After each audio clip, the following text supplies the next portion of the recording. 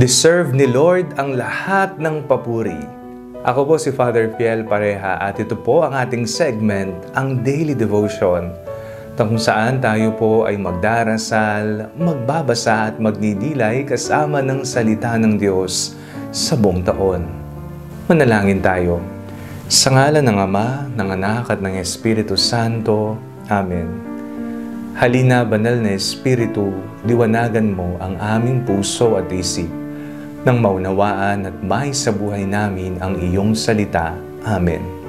Our Bible passage for today is from the book of Psalms, chapter 149, verses 1 to 9, and I read it for you. Praise the Lord, sing to the Lord a new song, His praise in the assembly of the faithful. Let Israel be glad in its Maker. Let the children of Zion rejoice in their King. Let them praise His name with dancing, making melody to Him with tambourine and lyre. For the Lord takes pleasure in His people. He adorns the humble with victory. Let the faithful exult in glory.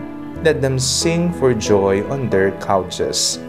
Let the high praises of God be in their throats, and two-edged swords in their hands, to execute vengeance on the nations and punishment on the peoples, to bind their kings with fetters and their nobles with chains of iron, to execute on them the judgment decreed.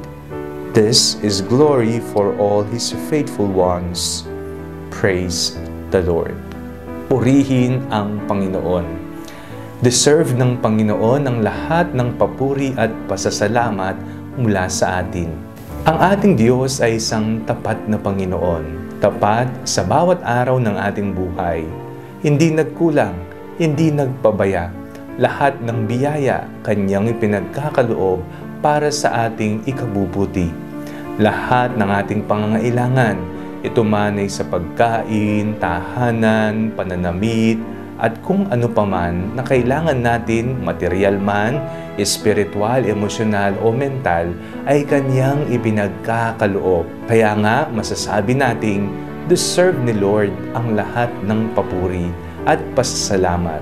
Ito po'y tanda ng ating pasasalamat sa Kanya. Ang ating pagtaas ng mga kamay sa pag-awit ng mga salmo at kanta ng papuri sa Kanya. Ang pag-indayog ng ating katawan, ang pagsayaw ng buong kalakasan para sa Kaniyang ikakalwalhati, deserve ng Panginoon. Isa po itong hamon sa atin na may iba't iba man na paraan ng papuri sa Panginoon kapag tayo po ay nakakakita ng mga taong todo ang taas ng kamay, todo ang pagkanta at pagtugon sa banal na misa o sa anumang banal na pagpupulong, huwag po nating pagtawanan o kaya naman tingnan ng masama. Huwag po nating ikahiya ang pagbibigay ng ating buong sarili kung ito naman ay para sa Panginoon. Deserve ni Lord ang ating papuri. Manalangin tayo. Panginoon, pinupuri ka namin ng aming buong lakas, buong giliw at buong sigla. Nawa maibigay namin ang aming buong pagpupuri sa ngalan ni Jesus na aming Panginoon. Amen.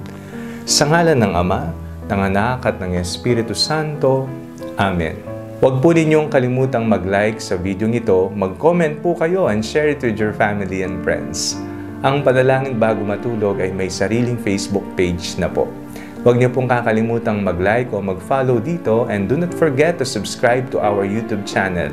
I-click niyo lamang po ang link na nasa description ng video nito. O kaya naman po, just search Father Fiel Pareha. God bless you po.